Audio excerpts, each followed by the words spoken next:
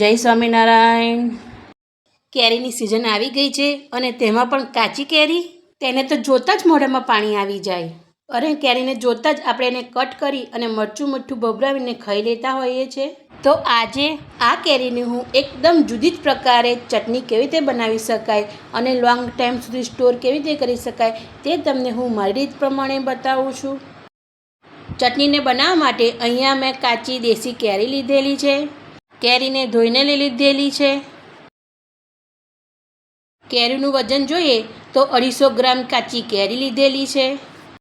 આ રીતે આપણે કેરીના ઉપરના ભાગને કટ કરી બંને કેરીના છાલને પીલરની મદદથી છોલી લેવાની છે।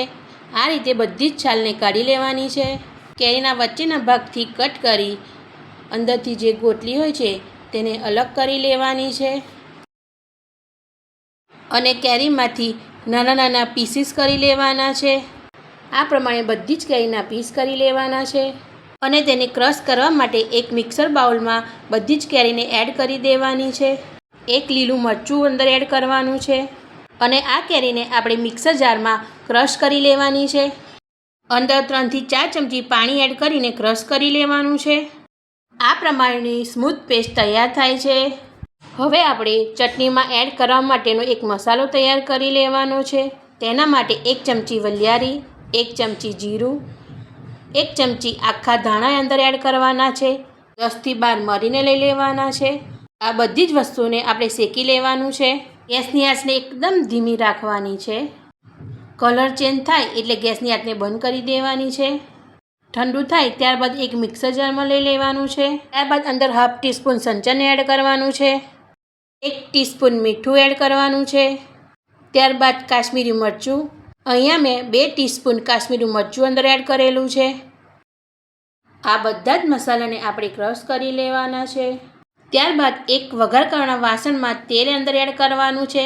અહીંયા મેં 4 ચમચી તેલ એડ કરેલું છે અને ત્યારબાદ કેરીના પેસ્ટને અંદર એડ કરી દેવાનું છે। ગેસની એકદમ મીડિયમ આંચ પર કેરીના પેસ્ટને સાતળી લેવાનું છે।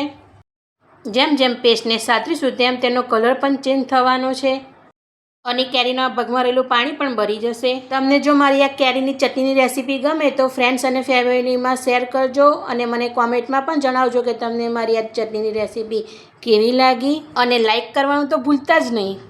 આ પ્રમાણેનું થીક પેસ્ટ તૈયાર થાય ત્યારબાદ અંદર ગોળ એડ કરવાનો છે। વજનમાં જોઈએ તો અહીંયા 200 ગ્રામ આપણે ગોળ એડ કરવાનો છે। ગોળને એડ કરી અને મિક્સ કરી લેવાનું છે। ગોળ અંદર એડ કરીશું એટલે ગોળના ભાગનું પાણી છૂટું પડશે અને આ રીતની લિક્વિડ ફોર્મની ચટણી તૈયાર થશે। ચટણીનો કલર પણ થોડો બ્રાઉન થશે। સમયે ગેસની આંચને બંધ કરી દેવાની છે અને જે આપણે મસાલો તૈયાર કર્યો હતો તે અંદર એડ કરી દેવાનો છે।